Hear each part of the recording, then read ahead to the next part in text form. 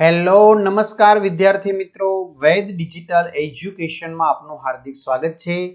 આજે આપણે ધોરણ 7 વિષય ગુજરાતી ચાલો યાદ કરીએ, જેમાં ભાગ 2 સ્વ અધ્યયન પોથીનું 100% ટાઈપિંગ સાથે સંપૂર્ણ સોલ્યુશન જોવાના છીએ।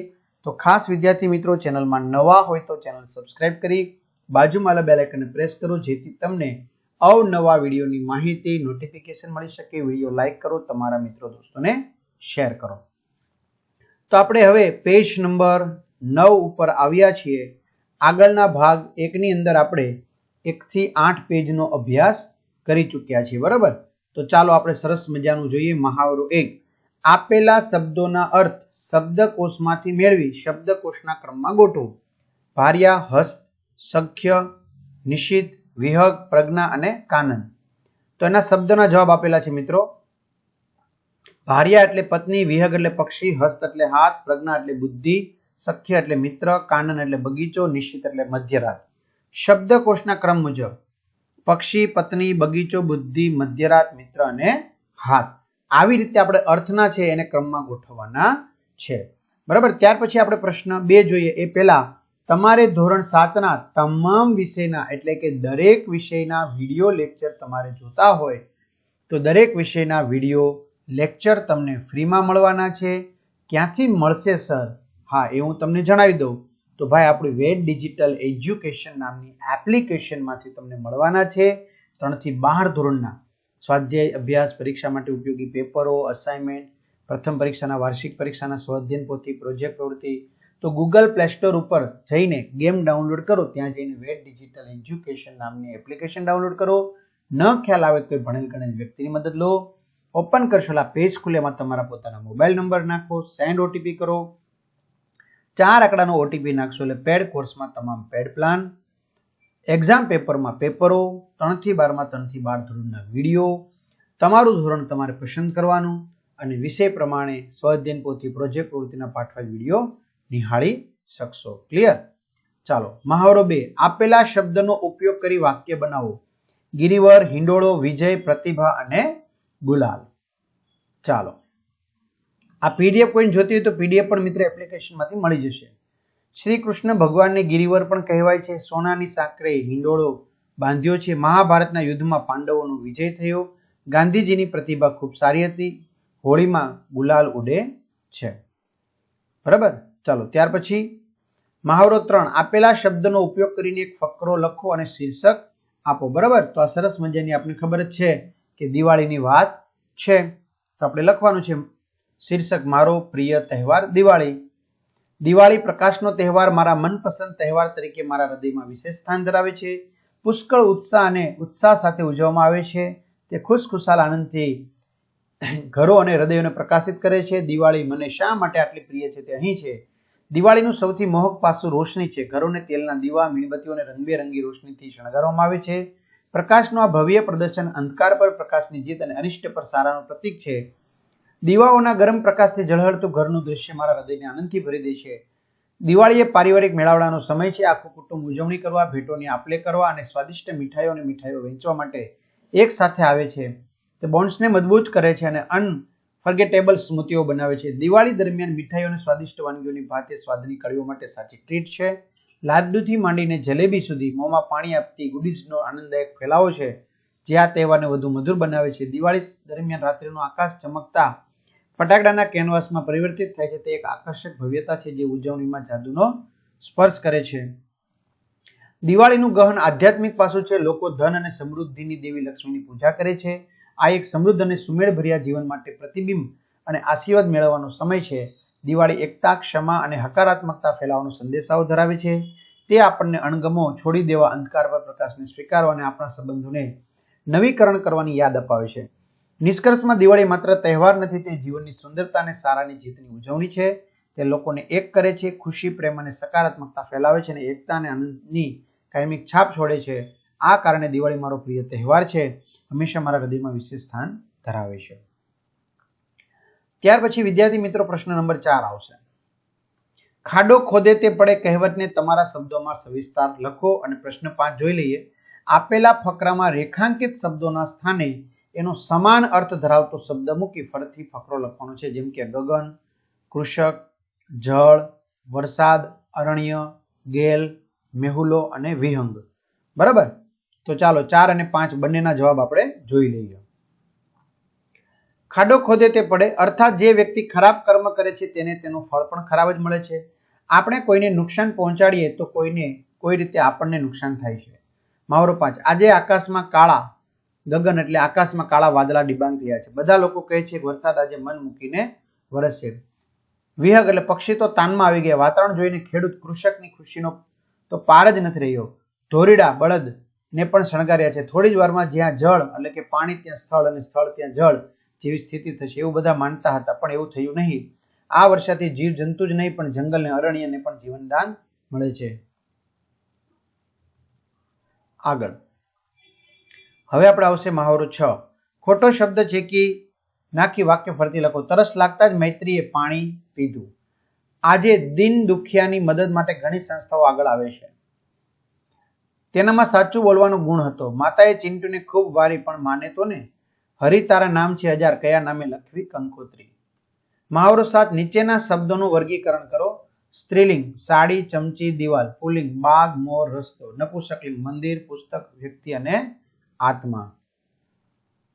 ત્યાર પછી આવી રીતે તમારે સવાલ જવાબ બનાવવાના છે. તમારે ગામમાં સરપંચને મળવાનું હોય તો તમે કેવા કેવા પ્રશ્નો પૂછશો જો લખેલા છે એવી રીતે.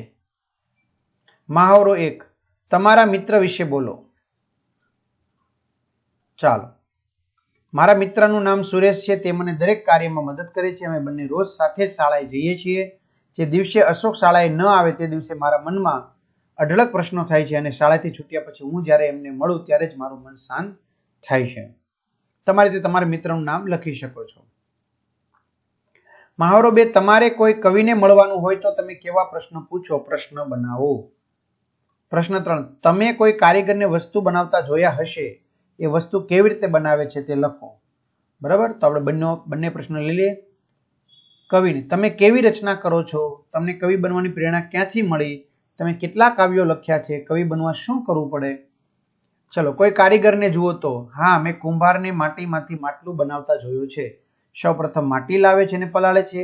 ત્યારબાદ આ માટીનો પીંડો ચાકડા પર ચડાવી તેને યોગ્ય ઘાટ આપે છે અને પછી સુકાવા મૂકી દે છે અને પછી નિભાડામાં મૂકીને તેને પકવવામાં આવે છે. કુંભાર આ રીતે માટીમાંથી માટલું તૈયાર કરે છે. પ્રશ્ન 4 અને 5. તમારે બેંક મેનેજરની મુલાકાત કરવાની હોય તો કેવી કેવી તૈયારી કરો? પ્રશ્ન 5. તમારી શાળામાં યોજાયેલો બાળ મેળો તમને ગમ્યો? શા માટે ગમ્યો? બરાબર. પેજ નંબર 11 ઉપર છે ને, આપણે ભણવાનું છે. ચલો. Bank manager. જો મારે બેંક મેનેજરની મુલાકાત લેવાની હોય તો સૌપ્રથમ હું બેંક મેનેજરને કયા સમયે મળવા જવું તે અંગે અગાઉથી સમય નક્કી કરી લઈશું. મેનેજર કયા કાર્ય કરે છે તે જાણીશ. બેંક લોકોને કઈ રીતે ઉપયોગી બને છે તે જાણવા પ્રયત્ન કરીશ. બેંક મેનેજરને પૂછવાના પ્રશ્નોની યાદી તૈયાર કરીશ. ચલો. હા, મારી શાળામાં યોજાયેલો બાળ મેળો મને ખૂબ જ ગમ્યો, કેમ કે બાળ મેળાની વિવિધ પ્રવૃત્તિઓ અને પ્રયોગોથી વિદ્યાર્થીઓને ઘણું બધું શીખવા મળે છે અને આપણને આવડતી શ્રેષ્ઠ પ્રવૃત્તિઓ બીજા બાળકો શીખી શકે છે. બરાબર. હાલો. પ્રશ્ન. ચિત્ર કયા સ્થળનું છે? તો સમજણ છે મિત્રો. બરાબર. તો આપણે ખબર પડી જાય બગીચાનું ચિત્ર છે એવી રીતે. એના કોઈ જવાબ નથી લખવાના, પણ આપણે મહાવરો લખવાનો છે. અહીં કોઈએ બસમાં મુસાફરી કરી તેની ટિકિટ છે. આ ટિકિટમાં આપેલી તમામ વિગતોને વાંચી સમજીને નીચેના પ્રશ્નોના જવાબ આપવાના છે. જેમ કે આ ટિકિટમાં ક્યાં સુધીની મુસાફરી થઈ હશે? તો આ ટિકિટમાં સાવરકુંડલાથી અમદાવાદ સુધીની મુસાફરી થઈ હશે. આ મુસાફરી કઈ તારીખે થઈ હશે? તો આ મુસાફરી 20/3/2022 રોજ થઈ હશે. આ ટિકિટમાં કેટલા મુસાફરોએ મુસાફરી કરી હશે? તો આ ટિકિટમાં 2 મુસાફરોએ મુસાફરી કરી હશે. મુસાફરી કયા સમયે શરૂ થઈ હશે? મુસાફરી 14 કલાક 39 મિનિટ 10 સેકન્ડે શરૂ થઈ હશે. મુસાફરી દરમિયાન કેટલા કિલોમીટરની મુસાફરી કરી છે? 285 કિલોમીટરની. આ બસ કયા બસ સ્ટેન્ડ પરથી ઉપડશે? સાવરકુંડલા ડેપો પરથી. સાવરકુંડલાથી. આ ટિકિટની કુલ કિંમત કેટલી છે? તો કુલ કિંમત 352 રૂપિયા છે. બરાબર. જે બધું લખેલું છે. જો ઓલું છે ને આ ચિત્ર ક્યાંનું છે, જો આ 3 સવાલે લઈ લીધા છે. ચિત્ર કયા સ્થળનું છે? પહેલા ચિત્રમાં એવું શું છે જે બીજા ચિત્રમાં નથી? ચિત્રમાં જે સાધનો છે સાધનોનો ઉપયોગ શો છે? તો લખેલું છે જો આ ચિત્ર બગીચાનું છે. પહેલા ચિત્રમાં એવું શું છે બીજા ચિત્રમાં નથી? વોલીબોલનો દડો બીજા ચિત્રમાં નથી. ચિત્રમાં જે સાધનો છે સાધનોનો ઉપયોગ શું છે? રમત ગમત માટે ઉપયોગી સાધનો છે. ટિકિટ વાળું એવું, આ ટિકિટમાં ક્યાં સુધીની મુસાફરી થઈ શકે? સાવરકુંડલાથી અમદાવાદ સુધી. આ મુસાફરી કઈ તારીખે થઈ હશે? 20/3/2022. આ ટિકિટમાં કેટલા મુસાફરોએ મુસાફરી કરી? 2 મુસાફરો. મુસાફરી કયા સમયે શરૂ થઈ? 14 કલાક 39 મિનિટ 10 સેકન્ડે. મુસાફરી દરમિયાન કેટલા કિલોમીટરની મુસાફરી કરી? 303 કિલોમીટર. ત્યાં 285 છે ને. આ બસ કયા બસ સ્ટેન્ડ પરથી ઉપડી છે? સાવરકુંડલાથી. આ ટિકિટની કુલ કિંમત કેટલી છે? તો કુલ કિંમત 352. 352 રેડી. ચાલો પ્રશ્ન મહાવરો 2. તમારા મિત્ર, કુટુંબીજનો કે શિક્ષક પાસેથી કોઈ એક વાર્તા સાંભળો. વાર્તા સાંભળ્યા બાદ નીચે આપેલા પ્રશ્નનો જવાબ આપો. તમે જે વાર્તા સાંભળી તેનું નામ શું હતું? બરાબર. તમે જે વાર્તા સાંભળી તેનું નામ શું હતું? મગર અને વાંદરો. તમે સાંભળેલી વાર્તામાં કેટલા પાત્રો હતા? કયા કયા? તમે સાંભળેલી વાર્તામાં કયું પાત્ર તમને સૌથી વધુ ગમ્યું? કેમ? અને તમે સાંભળેલી વાર્તામાં કઈ ઘટના તમને ન ગમી? કેમ? તેના જવાબ છે જો 3 પાત્રો હતા: મગર, મગરી, વાંદરો. વાંદરોનું પાત્ર મને વધુ ગમ્યું કારણ કે તે ચતુર હતો એટલા માટે. વાંદરાએ મગરને મિત્ર બનાવ્યો એ મને ન ગમ્યું. પ્રશ્ન 3. આપેલા ફકરાને વાંચી પ્રશ્નોના જવાબ આપો. કચ્છમાં કેટલા રણ છે? વગેરે. બરાબર. હાલો બધાના જવાબ છે. કચ્છમાં કેટલા રણ છે? કયા કયા? તો 2 રણ છે, નાનું રણ, મોટું રણ છે. કચ્છમાં પ્રવેશ માટેની શી વ્યવસ્થા છે? પ્રવેશ માટે સુરતબારીનો પુલ તૈયાર કરવામાં આવ્યો છે. કચ્છનું રણ બીજા રણ કરતા કેવી રીતે અલગ પડે છે? ત્યાં 8 મહિના દરિયાનું પાણી અને 4 મહિના સુકાયેલું રણ હોય છે માટે અલગ પડે છે. બેટ કોને કહેવાય? બેટ એટલે ચારેય બાજુ પાણીથી ઘેરાયેલો પ્રદેશ. રેડી. ચાલો 13 નંબર પૂરું. હવે આપણે આવશે 14 નંબર. અનુજ અને મિતાંશ. મિતાંશને ના ફકરામાંથી વિરોધાર્થી શબ્દોની 2 જોડી. બરાબર. તો અનુજ અને મિતાંશ વચ્ચે શો સંબંધ છે? અનુજ અને મિતાંશ વચ્ચે મામા ભાણેજનો સંબંધ છે. મિતાંશ મળવા માટે વર્ષો કેમ લાગતા હશે? તે વિદેશમાં રહે છે માટે. આ ફકરામાંથી વિરોધાર્થી શબ્દોની 2 જોડ લખો. દેશ વિદેશ, નાની મોટી. ત્યાર પછી આગળ ફકરો. એનું મૂળ ભોમાં હતું, અહીં ભો એટલે જમીન. નીચેનામાંથી સમાનાર્થીનું કયું જોડકું સાચું છે? નસીબ, ભાગ્ય. મહાવરો 1. આપેલી ઘટનાને વાંચો અને સમજો. આ ઘટનાને આગળ વધારો. હું અને મારો મિત્ર ખેતરમાં જ હતા. અચાનક મારા મિત્રના પગમાં કાંટો વાગ્યો અને તે જોરથી બૂમ પાડી ઉઠ્યો. મેં તેના પગમાં જોયું તો કાંટો ખૂબ મોટો હતો એટલે મેં હળવેકથી ખેંચીને તેને કાઢ્યો, પણ લોહી ખૂબ નીકળવા લાગ્યું એટલે ત્યાં રૂમાલ વડે પાટો બાંધ્યો. પછી હું મારા મિત્રને સારવાર માટે દવાખાને લઈ ગયો. મહાવરો 2. તમે ક્યારે છેતરાયા છો? ક્યાં અને કેવી રીતે? હા, હું એક વખત મેળામાં ગયો હતો ત્યારે છેતરાયો હતો. મેં મેળામાંથી એક પાવરવાળી રિમોટ કાર ખરીદી હતી અને ઘરે આવીને હરખમાં તેને ચલાવવાનો પ્રયત્ન કર્યો પણ તે ચાલુ જ ના થઈ. મહાવરો 3. તમે કોઈ ફિલ્મ જોઈ છે? ગમી? કેમ? તમે પરીક્ષા આપવા નીકળ્યા અને રસ્તામાં કોઈને અકસ્માત થયો હોય તો તમે શું કરશો? બરાબર. બંને પ્રશ્નોના જવાબ આપી દઈએ. મેં તારે જમીન પર ફિલ્મ જોઈ છે. આ ફિલ્મ મને ખૂબ ગમી કેમ કે ફિલ્મમાં એક સ્પેશિયલ બાળકને તેના શિક્ષક દ્વારા તેની જરૂરિયાત સમજીને તે પ્રમાણે શિક્ષણ આપવામાં આવે છે. આથી મને આ ફિલ્મ ખૂબ ગમી. મહાવરો 4. જો હું પરીક્ષા આપવા જતો અને રસ્તામાં કોઈનો અકસ્માત થયેલો જોઉં તો હું અકસ્માતમાં ઈજા પામેલ લોકોની મદદ કરું અને તેમની સારવાર માટે દવાખાને લઈ જાઉં કેમ કે મારા માટે પરીક્ષા તો મહત્વની છે જ, પરંતુ તેના કરતાં ઈજા પામેલ વ્યક્તિનું જીવન બચાવવું એ વધારે મહત્વનું છે. ત્યાર પછી પ્રશ્ન 5 અને 6. તમારા જન્મદિવસે તમારી મમ્મી ફિલ્મ જોવાનું કહે છે, પપ્પા ગરીબ બાળકોને પુસ્તક આપવાનું કહે છે અને તમારી બહેન બગીચામાં ફરવા જવાનું કહે છે, તો તમે કયું પસંદ કરશો? કેમ? 6. તમારા મિત્ર સાથે તમે ફરવા જાઓ છો. મિત્ર પીઝા ખાવાનું કહે છે અને તમારી ઈચ્છા ખીચડી કઢી ખાવાની છે. શું કરશો? કેમ? ચાલો પ્રશ્ન 5 નો પહેલા જવાબ લઈએ. તો જો મારા જન્મદિવસે મમ્મી ફિલ્મ જોવાનું, પપ્પા ગરીબ બાળકોને પુસ્તક આપવાનું અને બહેન બગીચામાં ફરવા જવાનું કહે તો હું ગરીબ બાળકોને પુસ્તક આપવાનું પસંદ કરીશ કેમ કે ફિલ્મ જોવાથી કે બગીચામાં ફરવા જવાથી ક્ષણિક આનંદ મળે, પરંતુ ગરીબ બાળકોને પુસ્તક વિતરણ કરવાથી મારો જન્મદિવસ પણ યાદગાર બની રહેશે અને ગરીબ બાળકોને અભ્યાસ માટે પુસ્તકો મળી રહેશે. મહાવરો છે, હું અને મારો મિત્ર ફરવા જઈએ ત્યારે મારો મિત્ર પીઝા ખાવાનું પસંદ કરશે ને મારે ખીચડી કઢી ખાવી છે, તો મારા મિત્રને સમજાવીશ કે આપણે હાલ ફરવા આવ્યા છીએ માટે બીમાર ન પડે એવો હલકો ખોરાક ખાવો જોઈએ, માટે આપણે કઢી ખીચડી ખાઈશું. ત્યાર પછી છે મિત્રો મહાવરો એક, કૌંસમાં આપેલા શબ્દોનો ઉપયોગ કરી વાક્ય બનાવો. પિચકારી, આજ્ઞા, શાબાશ, બાંધવ, ગુજરાત. બરાબર. પિચકારી, હોળીમાં હું પિચકારી ખરીદીશ.